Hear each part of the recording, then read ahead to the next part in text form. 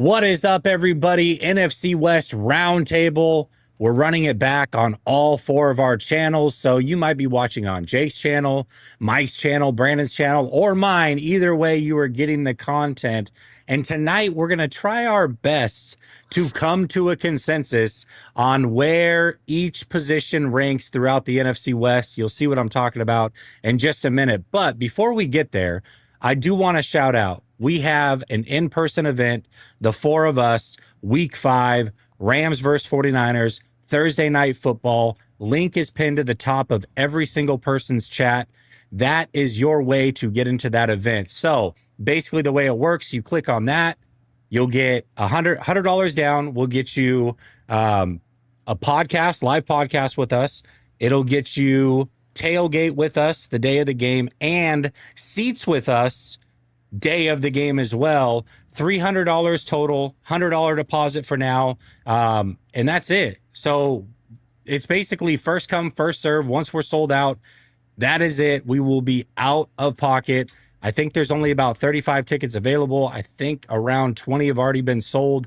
So if you want to get in, you want to be there live in person, SoFi Stadium, 49ers versus Rams, week 5, Thursday night football, and you want to hang out with us, $300 gets the job done. $100 deposit is what we are asking for. And that'll be a great event. So anything that you guys want to say about it real quick? Just real quick, I guess. Yeah. For Cardinal fans, it's just a great opportunity, as well as Seahawks fans, to obviously watch a stress-free type of game. It would be cool to see some Cardinal fans. I know there's some people that live in California. You know, why not? $300 is super, super cheap to obviously get into what we're offering here. I've seen a lot of people do like over thousands of dollars. So obviously your travel is going to be your expense, but at the end of the day, it's going to have to be an absolute fun event.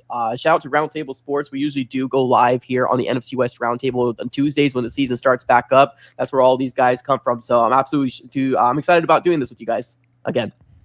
Hell yeah. Yeah, I feel the same. And hey, it's a great time of year if you come down that where you're looking to beat the masses of summer traffic for going and visiting some of the sites that are around LA, because there's a lot of things to do around LA. In addition to this, it's not a bad little couple days stay over and finish it up with this. So it's going to be great. We're going to have an awesome time at this event. We're going to have a lot of fun with this, and hope you guys do join us.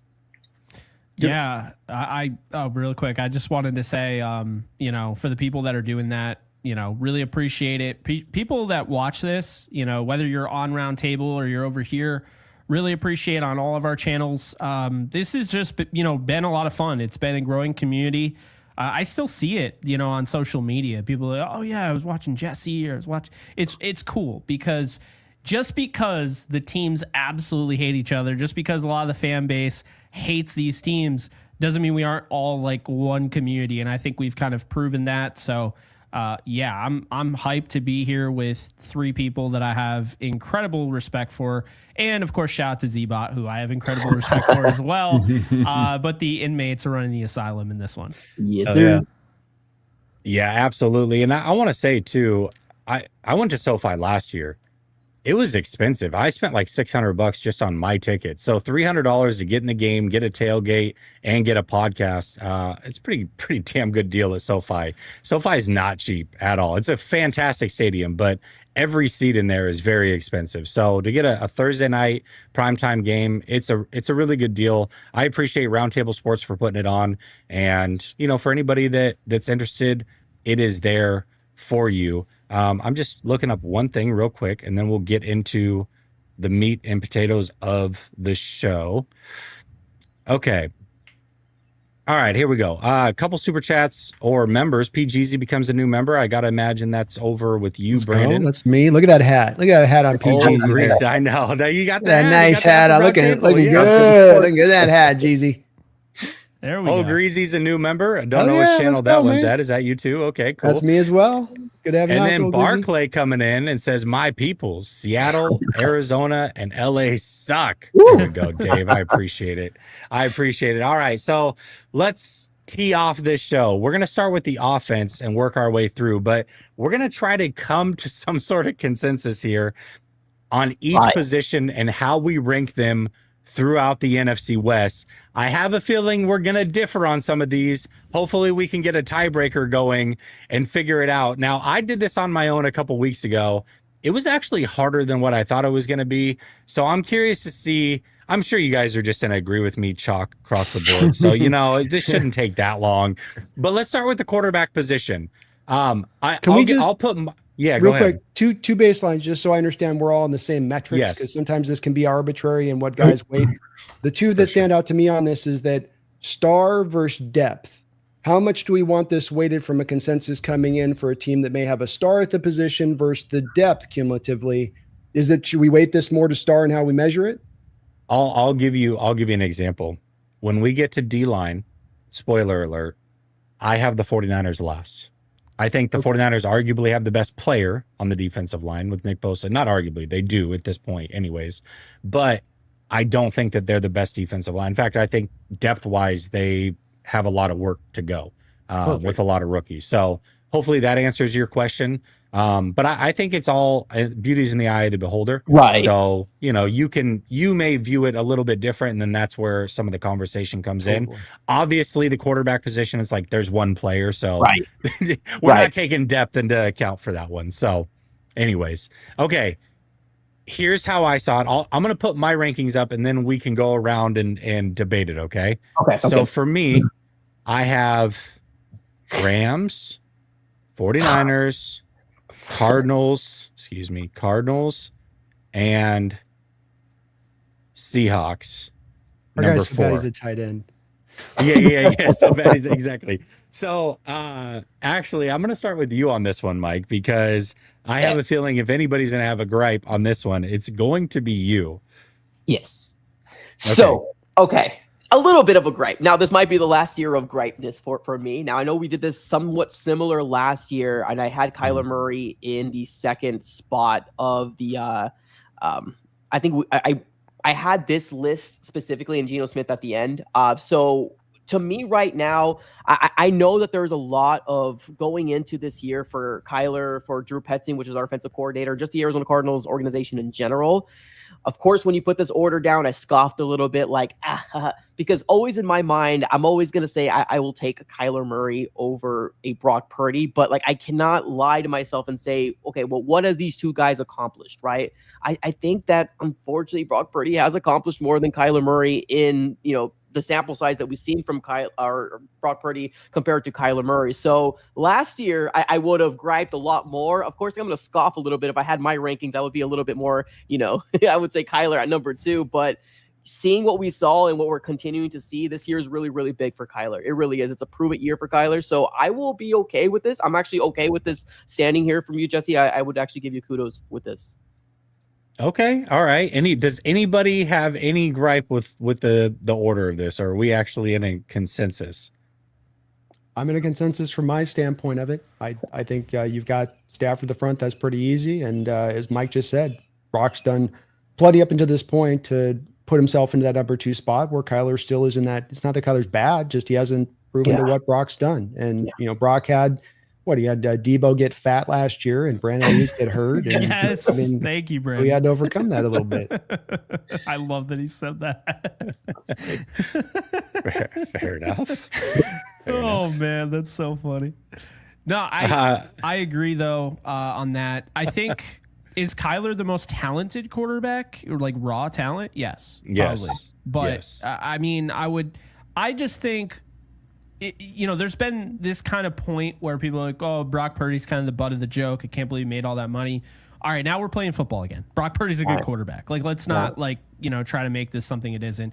Kyler is too. Sam Darnold probably is good this year, but there's just too many question marks for me. I trust Kyler more, but I trust Brock more than Kyler.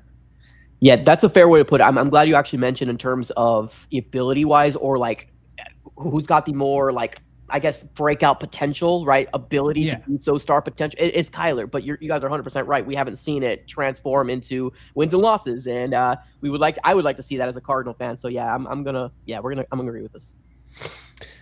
Ruiz says, season ticket holders, do we have to buy again? No, you won't sit with us, obviously. So you have a couple different options. You could sell your tickets and sit with us, or you could just run into us at the tailgate But I don't know that you won't necessarily be able to get in to watch the live pod, and you definitely won't sit with us unless your seats happen to be in the same section that we buy in. But no, you can run into us regardless. I don't necessarily think you need to go that crazy with it. Right. Okay, guys, I'm gonna be honest with you. This next one is the toughest for me, and that's running back. And I'll tell you why. This is what I struggled with. If CMC is healthy and is 90% of what he was in 2023, the 49ers are number one. But if he's not, they're number 4. And I don't know how to like handle that in a preseason before we've seen him play, because everything you've heard is that he's back and he looks healthy and all these other things, but he's still a 29-year-old running back who's coming off of lower extremity injury. So I didn't know. I mean, this was the ranking that I think I put forth initially. But again, I easily could hear an argument where it's like, hey, you think CMC's washed? The 49ers could be number 4 over here. So this one, I think, and not only that, but 49ers aside, the other 3 are so tough to rank as well. So, Right. Brandon, I'm going to start with you on this one. How would you rank these 4? Well, I do think the Niners would be up there. I would kind of flop around the list a little bit. I've got the Niners at 2. I do have Seattle at 1, and this is as much because of the depth and the strength. A lot of this also has to do with, I think, the tough math people have in doing the connection between having a good offensive line and then having a really great running back, and that without their line, the great running back ain't doing jack diddly squats. You're going to see this represented in my score in the offensive line as far as in the second. But Kenneth Walker is fantastic. The guy just doesn't get any rushing yards. On A and B gap runs alone last year, Seattle was 32nd in the league with 0.6 yards before contact on the running backs. Saquon Barkley and crew led the league about 3 yards before contact at number 1, to put that in kind of perspective. We saw in Charbonnet some breakout games last year where he ran all over the Cardinals and busted out. You got Kenny McIntosh, who can't even get carries, but every time he does, the guy's averaging over 5 yards a carry. And then you added Martinez into the grouping on top of this as a 4 stack coming into this season.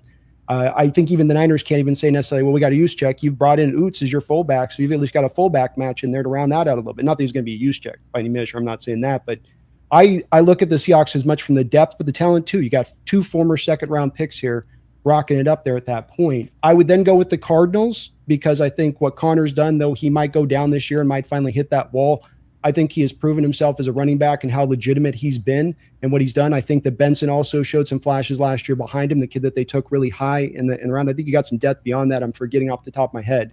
And then with the Rams, I like Kyren, but I got to admit, I know, Jake, you're not going to like to hear this. I do feel like he's a little bit of a product of having that great quarterback, that great offensive line. And I think that there's some other running backs you could bring in there that gave you very similar kind of production to Kyren. I don't think he's making it go all on his own. And in fact, when you see they don't have those holes opened up, you see a lot of games with them averaging 3 yards a carry or down that kind of low end mark of things. So I look at the depth of where you guys are at. I know you like the kid you took in the draft, but Blake didn't do much out of Michigan last year. And there were some questions with him coming out about speed. He can definitely go side to side lateral and all that, but does he have the explosive up speed to get downhill? We'll see with that. So that's why my ranking would be where it would be, but it's hard. I'll give you that. So just to be clear, you have Seahawks, 49ers, Cardinals, Rams? Yes. Okay. And then Mike, how do you have it? So I have it as Cardinals, James Conner being number 1. I just think what he's done for the Arizona Cardinals in the run game, I think it's very, very underrated in terms of like what he's done. Like, this is a run heavy offense with just the team that we had last year. And I know it really hasn't changed very much on the offensive side of the ball, but like the product of being year 2 of Drew Petzing, we're literally just winging things. And he was probably one of the best.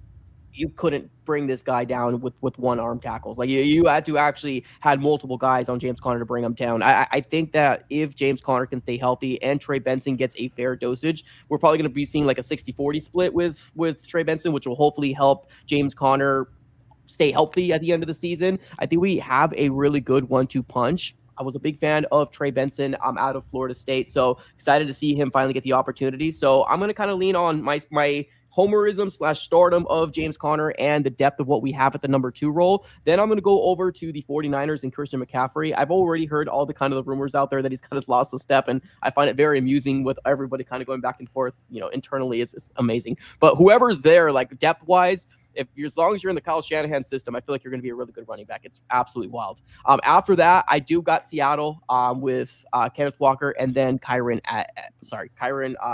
Williams at the end as well with the Rams. And that's the thing. This is a tough position because we got a lot of good running backs within this division. So it's not one of those things where I'm like, oh, Kyron's terrible, but he's not. It's just, if you want to rank them, that's kind of how I have them. So again, I got Cardinals, 49ers, Seahawks, and then I got the Rams. Okay, Jake, how do you see it? Yeah, so I'm gonna go from the back to the top. I have the Cardinals last. It's tough because I really like Benson. I really like James Conner. I felt like the 49ers, I have them at 3, mainly because the whole Christian McCaffrey thing. Jesse, I've been seeing your posts and I've been seeing a lot of other people, and I've been, seeing my own eyes. And I can tell you right now, I don't have a good feeling about Christian McCaffrey. I just don't. I feel almost like how I did, when Todd Gurley was coming back from 2019 going to the Falcons. Like, I feel like this is the beginning of the end, and I hope I'm wrong. And I look, understand this. I could still like the Rams and everything and not want somebody to be done. Like, you know what I mean? So I think it would be bad for the sport for Christian McCaffrey to never recover. But I don't really see him being what Christian McCaffrey is. So they come in at 3 to me. I don't necessarily love their depth. I mean, I kind of feel like that Oregon kid is going to end up being Jordan James. I kind of feel like he's going to end up being better than where he was drafted. Guarendo was a backup in college, so I'm not really high on him. I don't necessarily love that running back room. So then you have number 2, and this is where I wrestled with, and I find either way Brandon wants to go with this. I have Seahawks at 2 and the Rams at 1. I think Kyren Williams right now, as it stands, is the best running back in this division. I just do. I watch him from a pass protection standpoint. I watch him as just his vision. I watch him nose for the end zone. He has almost double the touchdowns that James Conner's had the last 2 years, and just about the same production, if not more. I think when you look at Kyren Williams, the amount of snaps that he's played goes to show that he is the guy that you can trust in this, this division. I think next would be James Conner. After that, it's kind of hard to tell because I think Seattle has really good depth. I love they added Damian Martinez. Charbonnet is a good player. And of course, Kenneth Walker, I was very high on, but Kenneth Walker never feels like he's healthy. Like I've been waiting for Kenneth Walker to explode. I've been waiting for him to be an elite back. I don't feel like he has ever hit that. I don't know if he ever will. And my argument against Kyren, because again, Brandon, totally understand where you're coming from there. When you have an elite quarterback, we just talked about Stafford being the best quarterback in this division. Yeah, he could, definitely benefit from that. I got to be honest with you. I don't think he does. I really don't. I think Stafford overthrows him quite a bit in the receiving game. That's why I think he's been limited in that department. And then I look at, just the usage. You go back to, the previous year, this team was 1-3 without him. The offense was abysmal. When Kyren Williams is on the field, that is when the Rams are the best. And then in addition to that, if we're looking at depth, I'm actually a lot higher on Blake Corum than I initially thought I was going to be. And I'm really high on Hunter. And I like Ronnie Rivers. So I think they do have enough running back depth. And I'm getting the best running back in the division for me to say that they are the best in this. But I have no issue saying Seattle's better. I have no issue if you think Christian McCaffrey will be back to normal. And I have no issue if you think that the Cardinals are better because they have, Trey Benson, who, again, I was very high on as well. So it's at the end of the day, this running back room is really good, like all the way around. They're all really good running back rooms. I just think at this point in time, what have you done for me lately? It's between Kyren and James Conner. And I just feel like I would go with Kyren. But I think overall, I think Seattle, they have enough to knock them to second. And I think Christian McCaffrey alone is enough to be third because I don't really love the depth there. And again, if like Jesse said, if Christian McCaffrey ends up going back to his usual self, then the 49ers would be 1 for me. Okay, so here's how we have it. For sure, we've got the 49ers 1, the Rams 4. So I'm doing like a golf score, right? Low score wins. I'm just taking all the rankings that we have and adding them up, okay? Adding up the numbers, the total numbers. So the 49ers have 8 total points. The Rams have 12, so that's first, that's last. We do have a tie, though, between the Cardinals and the Seahawks with 10 total points. Both of them had the same exact rankings. They both had a number 1 overall, a 2 overall, a 3, and a 4 overall. So I don't know how we want to do this tiebreaker, but I don't know. Yeah, I don't know. I would agree on Jake, what do you think? Just in a vacuum, Cardinals or Seahawks? Who would you take? Hey, ask it like this: who would you want for your team? You and Jesse, you guys, who would you rather want? Which grouping for your guys' particular team? If you could have your pick of the stable. Well, I mean, I had Seattle too, so that'd be easy for me. I was between Seattle and LA, so Seattle. I had the Cardinals too, so You can just call it a tie. I'll take a tie, Mike, if you're all down. right, we'll just A gentleman's tie tie. it up. Jake, are you just saying Cardinals at the bottom because I said you guys are at the bottom? Is that what's happening right now? No. I have a lot of respect for what you guys are doing, but He's looking at the Connor Cliff, man. He's looking at the Connor Cliff. yeah, and also like I like Trey Benson, but after that, it's like, see, this is actually, I'm glad you brought that up because Seattle, I look at, I get Kenneth Walker, I get Zach Charbonnet, and I get Damian Martinez. But like Arizona, I don't like Amari DeMarcado. Like he would never be on a roster that I created ever. But what did Charbonnet do other than destroy the Cardinals when we absolutely sucked? Like what else did Charbonnet do? He had one breakout game against the Cardinals, unfortunately. Well, but that's the thing was when you draft 2 running backs in the second round back-to-back years, there's not always going to be a high availability of carries for the number 2 guy. Not to mention you got a air raid offensive coordinator last year throwing the ball 70% of the time. Well, there's only so many touches to be had in that kind of offense. In a way, it kind of reminds me, and I'm not saying that they're the same players, so please do not say this, but going back to like with like the Rams when they first drafted Steven Jackson, right?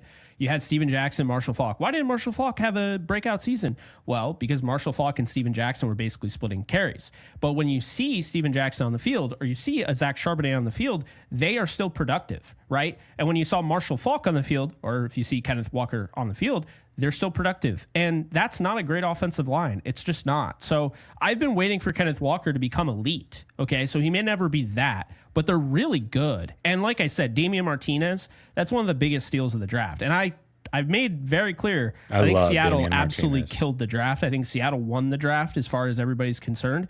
So yeah, that's where I'm at. I mean, Kenny McIntosh is okay. I'm not going crazy about him. But like DeMarcado, Michael Carter, maybe 3-4 years ago, not Michael Carter now. So it's just like Arizona, and that's the thing. It's so close because Arizona has 2 backs I really respect and I really like, James Conner and Trey Benson. But if I'm going, the tiebreaker there, I get Damian Martinez or Amari DeMarcado. Anyone who takes DeMarcado over Martinez does not know what they're talking about. I'm sorry. And I know I sound like a D1 hater, but I'm just being honest here. You guys are going to understand very soon how good Martinez is. I absolutely love that pick. I love Martinez too. I kept mocking him to the 49ers. My issue is that ultimately you've got way too many injuries with that number 1 back in Seattle. And Connor, say what you will about him. Connor hasn't been my favorite guy, but it's like eventually you just got to give him freaking respect for producing. Oh, and absolutely. He's healthy. Yeah. And so that for me is like the tiebreaker. Like give me the health, and that's why I went with the Cardinals. But we've got a gentleman's tie here, so we'll stick with it. Gentleman's tie. You guys are both number 2. It's like kissing your sister on the lips. Kyron Williams, I hope you're watching. 4. All right, let me get through these super chats real quick. Brother Bob says, crew fat commando guy, Hawks still suck though. I don't know what that means. Brother Bob, I haven't seen you forever, but of course you show up during this show. Talking about he Debo. Says, oh, okay. Yeah. Then Brandon, this is for you. Great. Thanks for that. Tony Bag of Donuts says, I loathe the Rams. I can't stand the 49ers, and I don't care for the Cards, but I really do like Jesse, Jake, and Mike. Go Hawks. Appreciate it. Let's go, Tony. Let's go, man. Thank you. And Dave says, subscribe to these guys. Keep your enemies close. That's right. Subscribe to all these guys. All right. Yes. O-line. This is where it gets interesting. Well, I feel like it was interesting at running back, but either way. Actually, you know what? I'm gonna bump this up. We're gonna go skill position. We're gonna keep skill position. We'll save O-line for last. Okay, wide receiver. I'm just gonna give you my list again. Okay.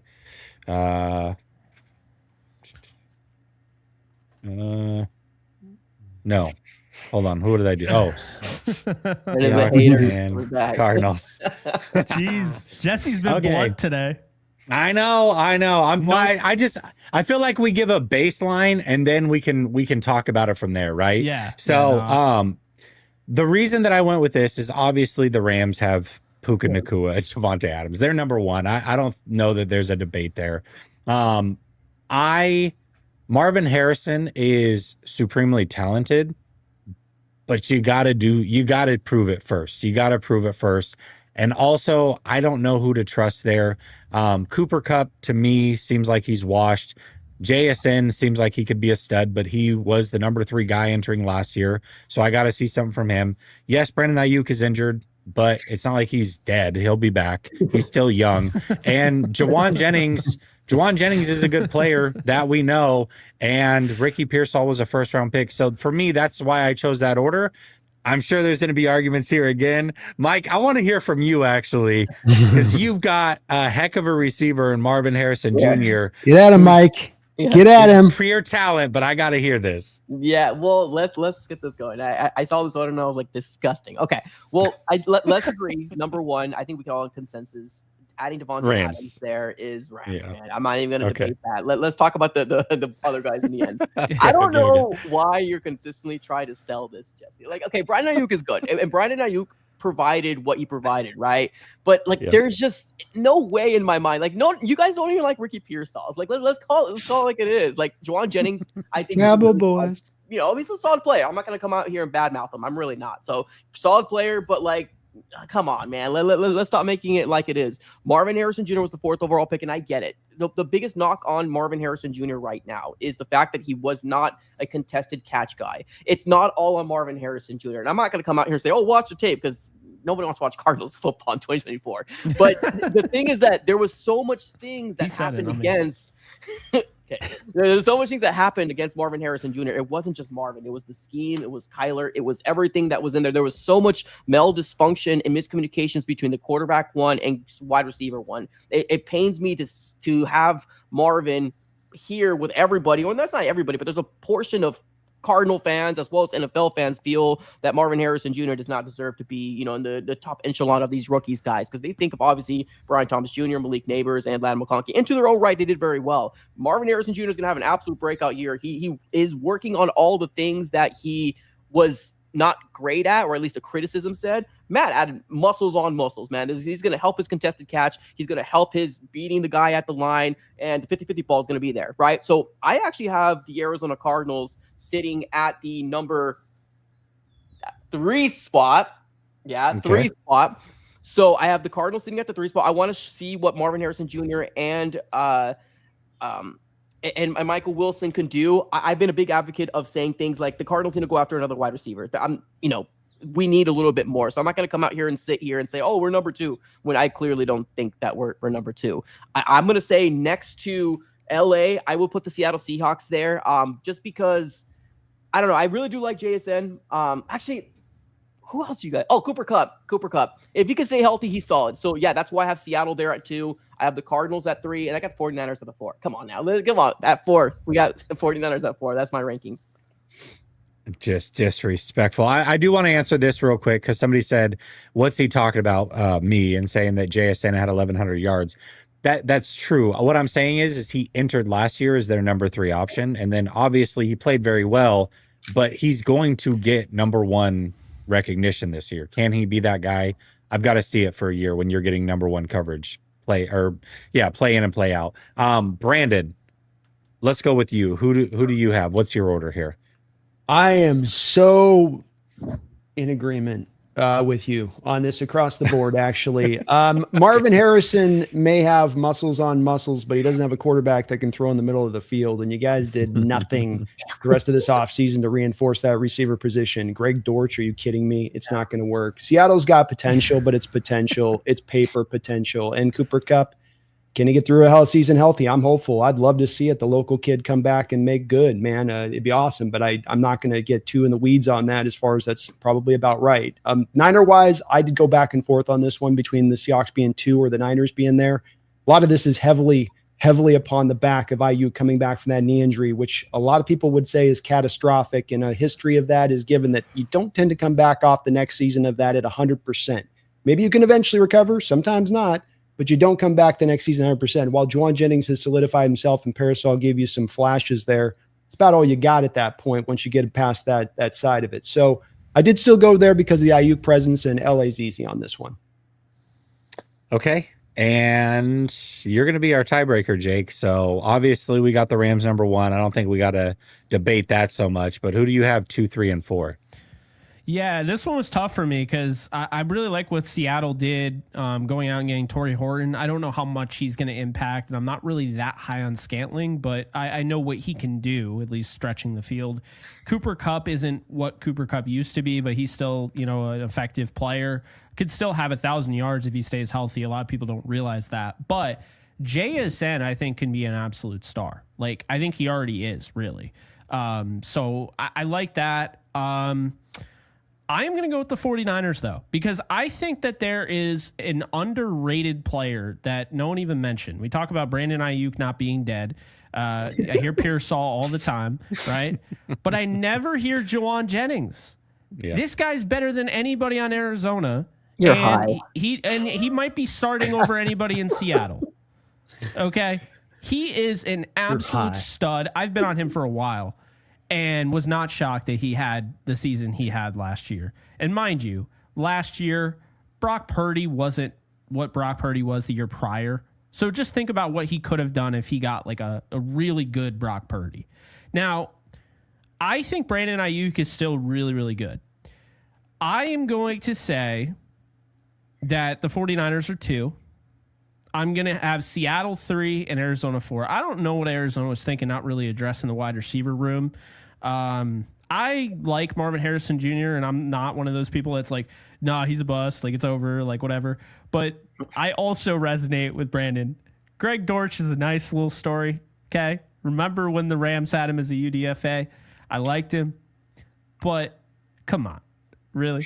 Like I like Michael Wilson. Great story. Came back from brutal injuries. He stayed healthy for the most part.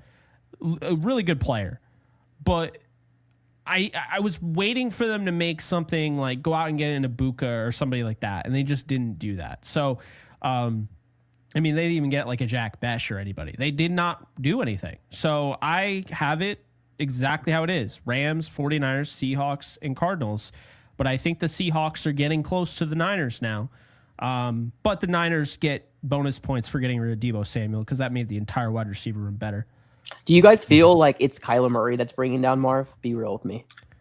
You've got a receiver that's a route running intermediate receiver where he's going to do his best work, that means inside the hashes is where you needed a quarterback that can target that. That's the weakness of Kyler. Kyler also is going to need an off script receiver, meaning the guy that can bounce into the second route. So we paired up a Russell Wilson with Tyler Lockett, who was undersized on the outside, partly because you knew he could be so quick at breaking into the second routes when the guy starts doing his pirouette and scramble move back.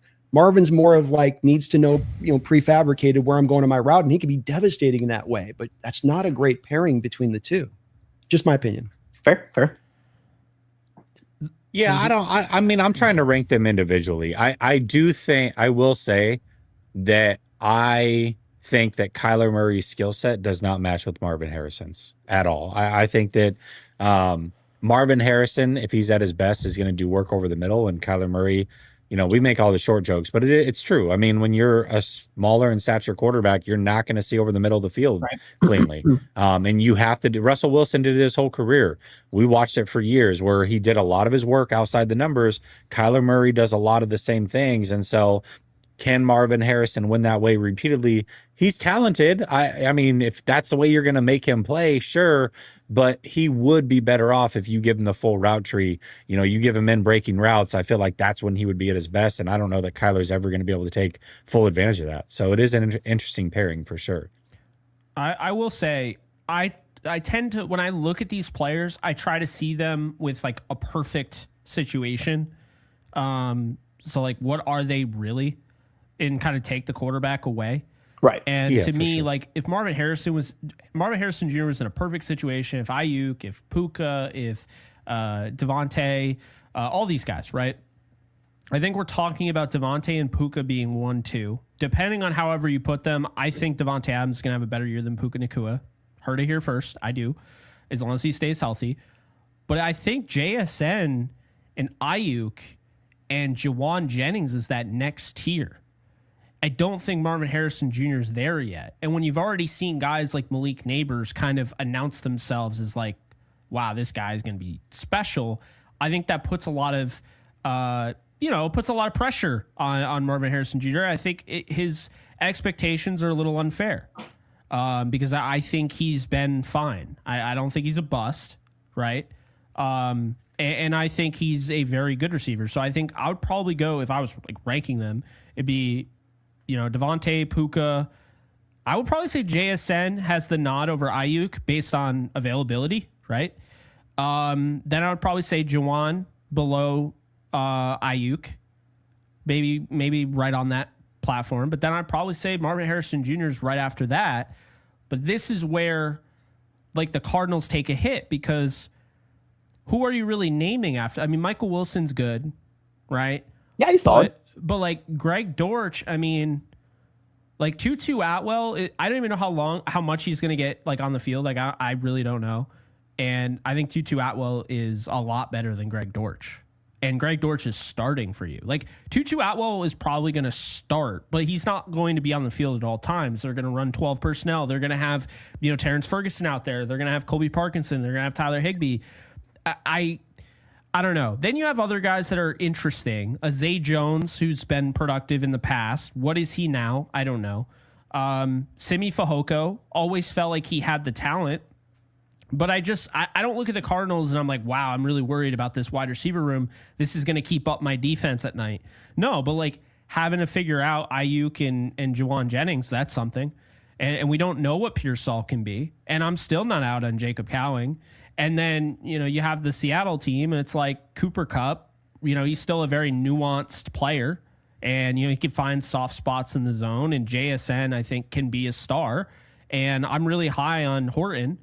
I just think that's kind of where I'm looking at it. Like the Cardinals have one guy that I truly am like, I don't even know if I fear Marvin Harrison Jr. as much as I'm just like, Week 2, Jake. Week 2, 40 yards over you guys. How do you not fear him? to be fair, Tre'Davious White. I mean, that was not even the same secondary. It was six weeks later. But no, I get what you're saying. But do I fear Marvin Harrison Jr.? No. I mean, do I fear really any of the receivers? No, but you have to at least respect them. Fair. The one guy that gave the Rams the biggest fit was Juwan Jennings. He had 3 touchdowns and like 190 something yards. So, yeah. Shoot, I think JSN almost put up 300 on you guys, if not for a couple penalties in our game. Yeah, I mean, he was great in that game too. But yeah, that's kind of how I look at it. Cool. All right, so the order didn't change. The order stayed the exact same. Let me get to the super chats real quick. Brother Bob says, "Sup, Jess, had another kid. Plumbing still works. That's good. I'm happy for you." Scotty says, "San Francisco 81. Not a fan of Jesse, but I do respect that he does the work. I can't remember when the division has been better. Respect to all the fans of all the teams. The West is the best." I appreciate you, Scotty, for at least acknowledging that I put in good work, even though you don't like it. Dave Barclay says, "Brother Bob is killing it as always. Fire Lyle and Brick. Perfect." Feed Me More Seahawks says, "Tell Jennings to get to the 1,000 and then we can talk about JSN." He would have if he didn't get kicked out of that Cardinals game in week 18. 100%. I love that you brought that up. Yeah. Brother Bob says, "That's all you, Big Dave. Damn, the Hawks really do suck, though." And then Edwin says, "I just bought my ticket to the NFC West trip. I can't wait to watch the Rams beat the Wine." Whoa, all right, calm down. I was with you until this part. And I can't wait to meet everyone. Go Rams. And then Dave says, "BB's baby is sister Roberta David, named after me." Nice. Well played. All right. Tight end. I got the Cardinals last again. No, I'm just joking. This is how I ranked it. And I'm going to start with you, Brandon, first, because I put the Seahawks last. I could go either or, Rams or Seahawks, but I think this one's pretty clear. You got the 49ers and the Cardinals 1 or 2, however you want to do it at this point. Brandon, I'm going to start with you, though. How do you have the rankings here? Do you disagree with the Seahawks at 4? And do you agree with the 49ers at 1, or would you move them behind the Cardinals? What are your thoughts? Damn it, Jesse. Why do you got to keep agreeing with me? I am going to actually flip just the front. So it's just I would have the Cardinals up ahead of the Niners. That's as much because I do really think Tip Ryman is your number 2. I think there's some equivalency. Kittle blocks a little better than Trey McBride, but Trey's a little bit more of a dynamic pass catcher. So it's kind of a wash there. I think Tip's the better guy as far as the tight end for me. Rams have potential on paper to be better as a tight end unit, but with Ferguson, it's much like Arroyo. We got Arroyo. That's on paper. So I'm being consistent on this, that I'm not giving us a bump despite that. We have Fant. We have A.J. Barner, who just had the third best season for a rookie Seahawks tight end in their history. Not being talked. It wasn't a great year, but it's solid. But it's still, all that being said, they would still be landing, I think, in the proper place. So it comes down to between, the Rams and us are really close. You and the Cardinals are really close. It's not really a 1, 2, 3, 4 here to me. It's more of a 1-2 pecking order. And you could take your pick between the Rams and the Cardinals to me. I went with the Rams only because like Higbee's like a mainstay for me. And it's like, okay, yeah, you got the rookies, and we don't know how to evaluate the rookies necessarily. They were both, roughly in the same area as far as prospects go. But Higbee's I'm not saying he's special, but he is at least consistent and decent. And so that's why I gave them the edge. But you have the Cardinals number 1. I like that. I know Mike likes to hear that. Jake, before we get to Mike on this one, how do you see it? How do you rank the tight ends in the division? Yeah, I have it exactly how you have it. And it was so close, man. Like, the way I see it is this. George Kittle is the best all-around tight end probably in the league. Like, if you look from just a pure I do everything standpoint, check every box, I block, like my life depends on it, but I can also run routes like a receiver. I've always felt like George Kittle was better than Travis Kelce. I always have said that. I've maintained that, and I don't feel like it's really changed. There could be other guys that maybe they're producing more than George Kittle, but not last year. George Kittle's still putting up 1,100 yards. Now, Trey McBride, great. He's fantastic. He's one of the best in the league. Yeah, Mike, I see you. But here's the deal. Very similar to Brandon, I went and I was like, I like Tip Ryman more than Luke Farrell. I like the Cardinals' depth more. But George Kittle being just a way better blocker, because he is the best blocker, combination of blocker receiver out there at this position, in my mind, I had to go with the Niners. And it's no different than saying if Christian McCaffrey's fully healthy, you go with the Niners at running back. That's how I feel with George Kittle. He's still doing it at an incredibly high level. And he's been staying healthy too. Like, even though he's getting up there in age, he's still playing a wide number of games. So next year, will the Cardinals be number 1? Potentially. But I think right now I'm going to go with the 49ers. And I think the thing between the Rams and Seahawks, and I could totally understand both sides, I think Tyler Higbee, to your point, is a more consistent player. I think he's a better blocker, and I think he's a better receiver than Noah Fant. Then you look at the backups, right? You look at the depth. And I personally, I think he was a disappointment last year, but I think Colby Parkinson is good depth to have at the very least. Then you have Davis Allen, who's put together some things, and I think Terrence Ferguson could win Offensive Rookie of the Year. Now, I wasn't as high on Arroyo. I just wasn't. But, I thought Barner, to, Brandon's point, I thought Barner was underrated last year. He didn't get the respect he deserved.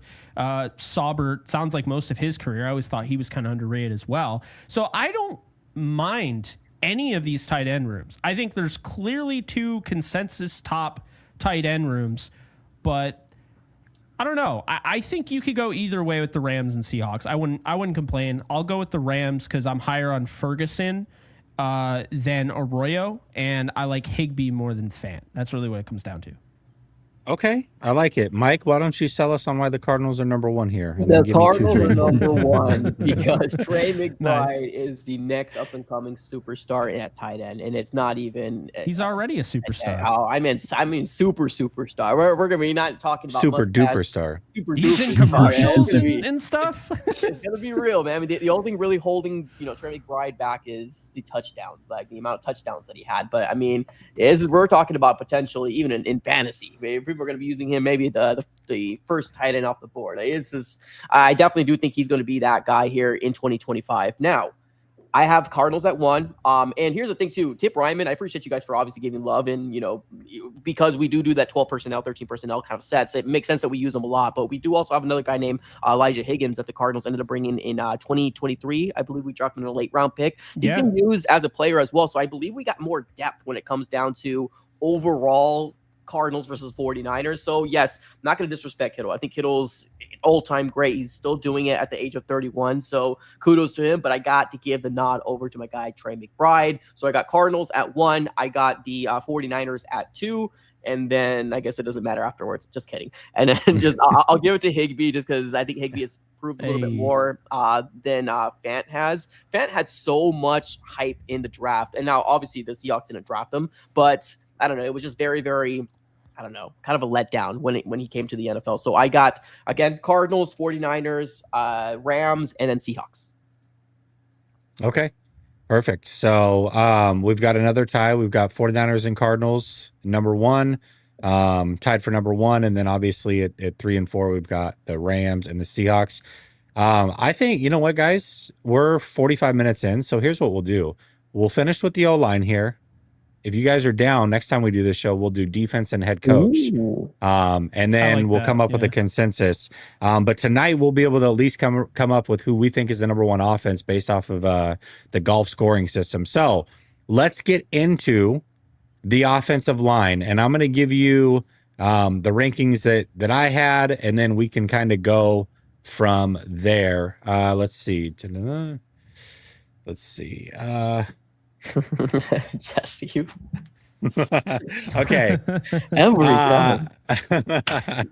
So, Brandon, I'm going to start with you on this one because I'm sure that you're surprised seeing your Seahawks at number 3 there instead of 4 potentially. What are your thoughts about this offensive line rankings? Yeah, I actually, once again, I'm not mean to be boring with this and lack of contrarian, but I'm pretty much in alignment. I was back and forth a little bit between the Cardinals and Seahawks. Cardinals are going to be down Will Hernandez this year at right guard. He's out. Yeah, that's huge for me. Evan Brown at left guard. And look, we had a season of Evan Brown. You're not selling me on that guy. No way, no how. And so while it's great with Fertile down there at center, he's nice, and you got a little bit of help at the left tackle, I'm still just looking at that team overall and looking at Seahawks. Charles Cross has solidified himself as a top 10 left tackle in the sport. Lucas is back and healthy now, full going. You put a first-round pick in Zabel. Oluwatimi silently had at least a league average year from the center position in there. So I would probably separate it in the way that you did there, Jesse. And when it comes down to it, the Rams have put the investment in their offensive line as much as anybody. They've tactically done this. It's been on plan, on point. And with the Niners, though, you guys are a little bit susceptible right now. And Trent Williams, are we going to get a hammy in training camp and a sudden retirement, one of those moves? Come after my bonus now, mother, but it is what it is as far as he's still a monster when he's out there. And the continuity, the chemistry, the getting those guys on the same page, it's the underrated part of Shanahan and what he's doing. And I know if I was a Niner fan, I'd be pounding the drum saying, man, we got to put more into this offensive line. But with that said, this is a line that really benefits from having that year in and year out guys that you continue to return in there to stay on that same page, to block at their best, be on a string if you were. So I like your rankings, man. I can't argue with it. All right, Mike, I got your Cardinals at 4 here. Do you agree? You disagree? What's going on? Yeah, I disagree. Not. Okay. It's kind of.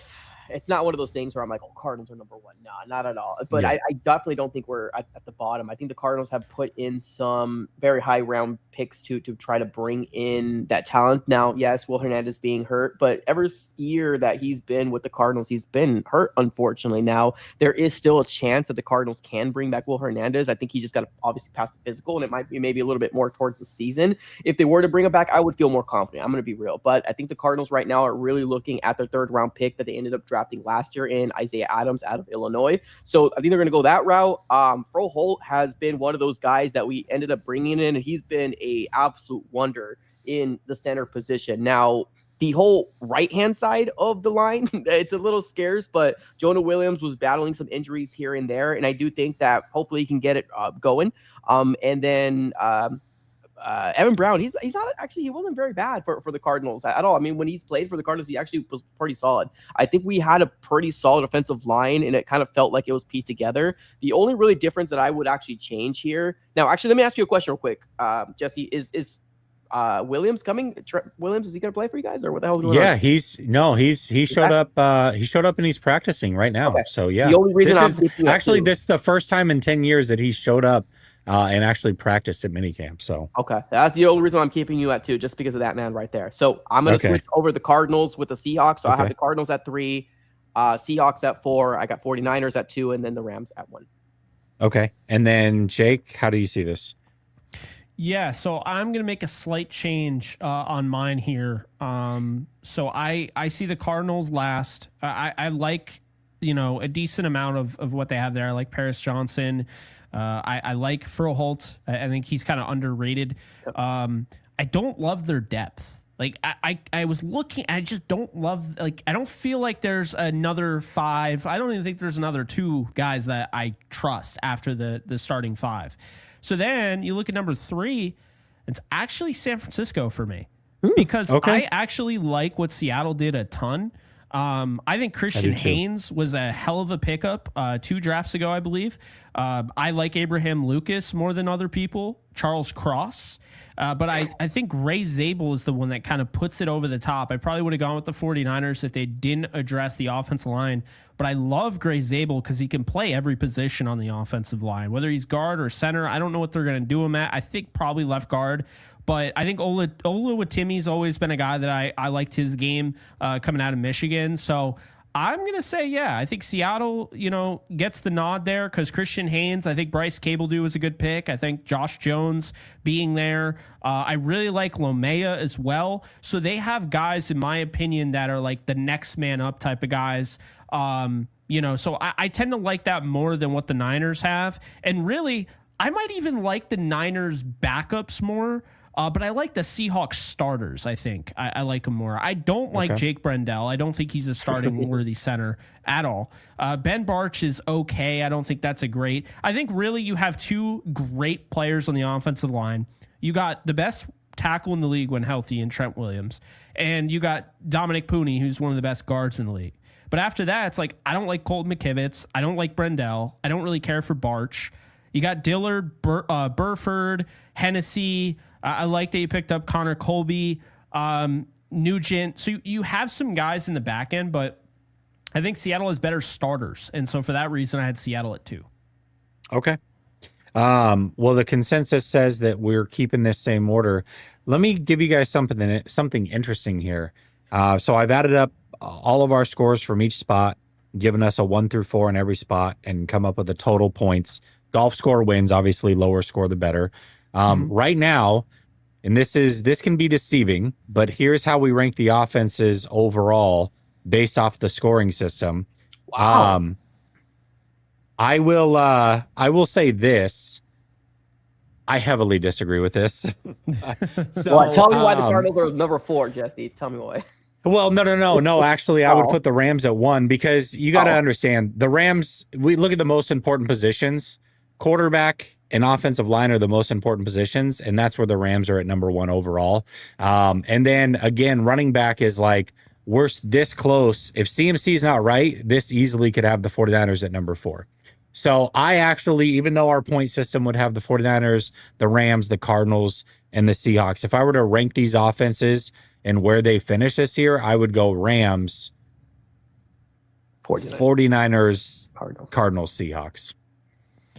So what do you think, Mike? How would you rank these 4?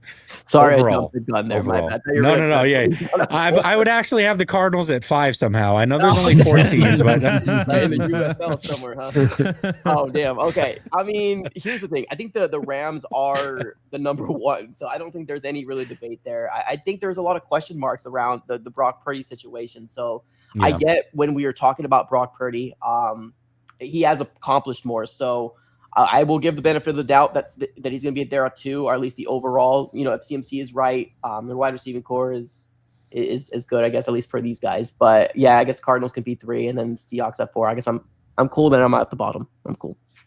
Okay, Brandon, you have any gripe with this?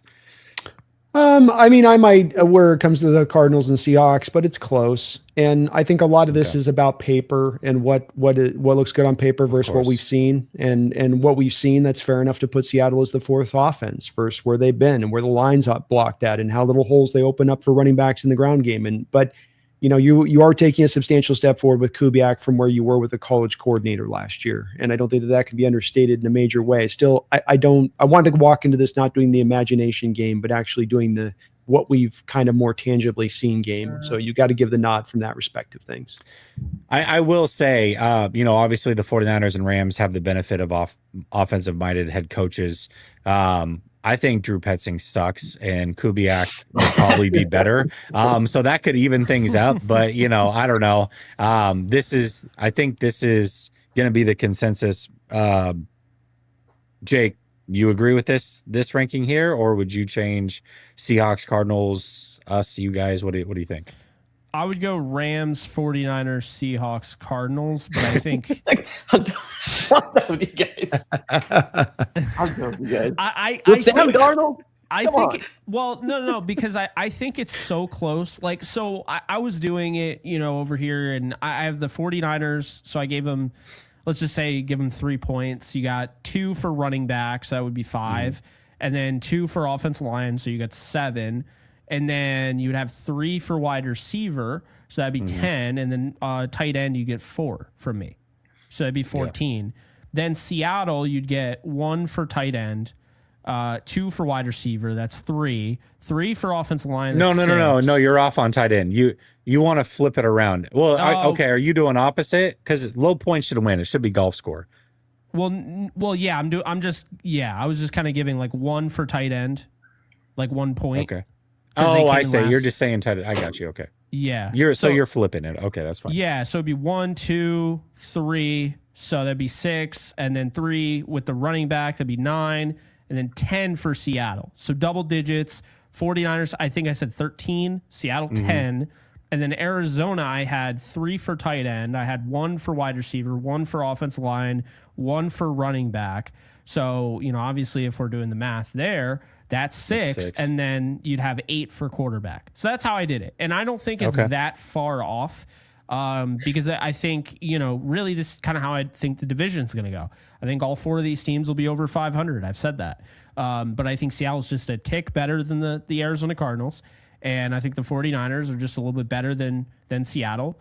And I think, the Rams are the best team in this division as of right now. Now, if Christian McCaffrey's healthy and Brock Purdy has another season like, before, it might be a lot closer, but that's how I have it. Okay. All right. So that's where we've got it. I don't know if we're going to get together next week or the week after, but for sure within the next 2 weeks, we'll figure it out on the back end.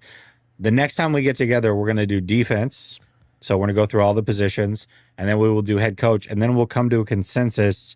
Who are the best teams? We'll do the point system. Then we'll come up with our own. Guys, this was an awesome show. Really appreciate you. For those that join late, every single one of us will have a link pinned to the top of our chat. That link is to get into a special event, week 5, Rams versus 49ers, SoFi Stadium, Thursday Night Football. We're going to do an in-person pod. Then we are going to do a tailgate day of game, and then you will sit with us on game day. We've got a reserved section of about 35, 40 seats. So what you can do if you want to go to that event, we've had a couple people sign up already tonight, and we're getting close to selling this thing out. So there's not going to be much left, but you can go in, you can put your deposit down. That'll reserve your spot. And then when the tickets become available, the deposit is $100. The tickets, when they become available, it'll be an additional $200. So $300 total will get you into the live pod, the tailgate, and sit with us at the game. I think it's a pretty damn good deal for Thursday Night Football. So that being said, appreciate everybody tuning in on all 4 channels. Much love to each and every one of you. I think we got some super chats. Oh, do we have super chats? We got some super chats. All right. The Real Cheese says, hope the rivalry jerseys are cool. Yeah, man. When are these dropping? Does anybody have any insight? I have no idea. There's rumors out there that the Cardinals are going to go like a tannish, sandy type of jersey. Yeah, I just happened to look, zeroed in on Jesse's reaction when you said sandy. Yeah, like a tan beige. I guess that'd be a better way to say it. Desert look. Yeah, it's gonna be like a desert look, kind of like I'm not sure if you're a Diamondback fan, but the Serpientes, kind of like that. I'm on a tour look. We're gonna Yeah. have cactus helmets and sand Yeah. jerseys. I can't wait. Sand jerseys. Sandy. Nice. Scotty That's D says amazing. the best off-season show anywhere on YouTube. You boys are spitting facts and more objective than ever. If only more movie references, it would be perfect. You're going to rank stadium food too, right? Oh gosh. I can't even get into all of that. Yeah, that's a lot. We got to We go to got all of them plenty- to get that down. We got We got- candy burritos. I don't know stadium food. The Sounds only thing gross. I know is that Yankee Stadium, they sell chicken buckets. That's it, because that's literally part of their identity. But as far as stadium food, I don't know stadium food. Yeah. I don't know places. You guys have like special stuff you do. I couldn't even tell you a single thing on the I don't Rams even menu. Yeah. know. They I do didn't weird even stuff up eat. here bars because there's the whole Northwest. So it's like you'll get some kitschy thing that's like, I don't know if I want that. Oh yeah, what was it? The Marlins did like that weird hot dog where like they Yeah. poured it was like a soup, but they're like, yeah, Yeah. it's a hot dog. It's like, no, No, just give me the basic thing, please. Thank you. yeah. But Trying it's to got reinvent this. the You know, wheel. it's got seaweed on it. Yeah, Like it's like nothing. trying to reinvent the wheel. Like the cars don't work. Like, oh yeah, let's just make a whole new thing. Like, no, hot dogs have been a thing. You don't need It's to worked like for 100 recreate- years. Let's stay with it. Exactly. Garlic fries and hot dogs. That's all you need. There you go. popcorn, maybe. James says, gotta give credit to Trey. He had the better season. Yeah, he accumulated more yards and catches. You know, we were It was actually talking about close. this on a previous show, but the 49ers just don't target George Kittle, man. It's insane. Like Travis Kelce, who seemed washed, had like 40 more targets than George Kittle last year, and George Kittle was the clear better player. They leave him in to block too much. His blocking is like a weakness when it comes to statistic chasing, so But it's kind of tough. Can I also say that like literally that is why I went with George Kittle is the blocking? Because like I mean, think about this, right? It's not anywhere near what people are talking about. Because actually, you could say George Kittle had a better year, and I have a lot of respect for Trey. But George Kittle in 78 receptions had 1,100 yards. He had 8 touchdowns, right? He averaged 14.2 yards per reception. Trey McBride had 111 receptions, right? So he definitely had more receptions, but he had what?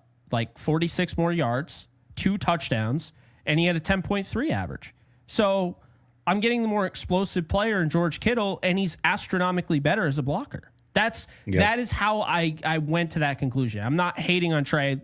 Think they're both awesome. Super stud. Yeah, No, he's a really good I player. don't think you guys are hating. I mean, it's obviously just rankings. I mean, if you called Yeah. him number 4, that's hating. But no, I'm 1 or 2. I think honestly, that's fair. Honestly, like if we have difference of opinion, George Kittle's been doing it for a long time, and he's still doing it at the age of he's doing it. So I have no gripe on it, honestly. I'm gonna go Trey McBride just as I'm a homer, but that's it. But yeah, no, Trey McBride is still a beast. Brother Bob says, Dave, laugh out loud, gotta go on a fam walk. Hawks suck, but happy Brandon got rid of that ugly ass flag. Much better on the eyes. Well, kinda. Rams best in the West. Ooh, he agrees. Damn. Rams best in the West. Ooh. And Go. Dave says, hiring Walken to fire Lyle. How does that go? Lyle, sit down. Yes, I said Lyle, not Kyle. Never call you that again. You clap the cheeks of a salary cap every year. For what? Well, Super Bowls. We just got losers everywhere. No, you're out. Get out. The thing is like we know that the impersonation is going to be good as far as how it sounds. It's the ish you say that makes it even way better. It's like, how do you even come up with that on the fly? On the It's too fly, good, yeah. man. It's way too good. He's a special dude. Oh, you guys are too kind. You're too kind. I love doing walking, man. He's Too much fun. And Lyle, I hate him. I do. No more. All right, Oh, guys, man. listen. Great show. Quick question, everybody. Appreciate you. This is a fast question. This is a quick Yes. 20-second. I know people got to go. How much would each of you put down for Jai Alexander? Give me a Oh. quick. Give me what your quick contract you're willing to top end at to bring him 1 in year, right now. 12 million for me. I'd be out on him. The injuries are too much. But if I had to give you one, I'd probably do 1 year, 5 million, heavily incentive to go up to 10. 1 year, 9 mil. I don't think he's going to be a guy that's going to be forever. The I Rams think are he's out on him, better. by the way. Yeah. So Yeah. Well, you guys got Ramsey in the bank, so you know. well, we'll see. I'm not just like I think it's gonna happen. I'd be surprised if it didn't, but I think today we learned a valuable lesson. If you were following Sean McVay, the Rams are higher on their cornerback room than you are. Anyone listening to this, they are higher on those guys than you are. That's just the reality of it. It's Jalen Ramsey or nothing. It's not Jalen Ramsey or bust. There's a difference. I do think if I was going to put him with an NFC West team, I would actually put him with the Cardinals, though. Jair. Yeah, I think he would be like that would be the perfect spot for him to go, especially because you guys had an injury. Yeah, one of your veterans Bunting. already, right? Yep. Murphy Bunting's out. Yep. And so it's like a 1 year, no risk. 49ers have a lot of young guys they're trying to develop. I know you guys do too, but I feel like there's just a little bit more room to bring in a Jair. Jair, if he's at his best, is a top tier corner in this league still. It's just, can he stay healthy? And it's really tough because he hasn't been for 3 years. I mean, that's a good call. I mean, I've been saying that a lot on my, obviously when I'm talking about Jair, I would like to bring him here on a 1 year deal, kind of like a prove it, kind of help out the young guys. All right. I think by the midpoint of the season, the young guys will probably be able to take over, but to kind of start the season, that would be a huge boost for our secondary, no doubt. I like absolutely. That's where I kind of see him. I mean, I still kind of. I don't know why I feel like the Eagles are going to somehow get him. Yeah. Like, I do too. I don't or the like Vikings it. or the Vikings. Well, I mean, I think your 49ers could be right there as well. Because I know that they were interested in a couple corners that were signed. But no, I think Arizona is probably the best fit for both parties. It's not a ton of pressure on him where he has to come out and right away. Like, you know, Arizona's kind of one of those teams that's kind of floating around, and some people think that they're going to, you know, be this kind of up and coming team, and others are like, yeah, they're a year away from potentially being a year away, whatever. But I think he could help that team. I do. And yeah, I mean, I think the thing with Arizona is they have some depth. I'm not saying that they have crazy depth at corner, and that's how you have to look at it. Plus, they have cap space. So if you sign this guy, right, and you pay him, but he gets hurt, is he your get out of jail free card where if he goes down, you're screwed? Or is he kind of a guy that, like, if he's healthy, you're a better football team, but if he's not healthy, you still have other guys? That's why, to me, the 49ers and the Cardinals, I think, make the most sense. You guys going to get Jalen Ramsey or what? What's going on there? Yeah. I'm like 80% sure he'll be a Ram. I don't think they're close to a deal, but I know there's a lot of dialogue there, and the two love each other. If Ramsey could choose any team right now, it'd be the Rams. Yeah. And if the Rams could choose any cornerback right now, it'd probably be Ramsey. I mean, they absolutely love him. He fits their system. The defensive coordinator, Chris Shula, was there back in 2017. So obviously when they acquired Ramsey in 2019, he was there. So there's a lot of familiarity there. He can play the star. He could play safety if he had to. Can play corner. They don't feel necessary, and this is what I keep saying. The Rams don't feel like they have a need at corner. It's more so if they like a guy, then they're willing to add him. That's what they try to do with Awuzie, and that's what they're going to try to do with Jalen. So, all right, fair enough. All right, guys, have a great night. We'll talk soon. Peace. hell yeah. Yeah. Go Cards.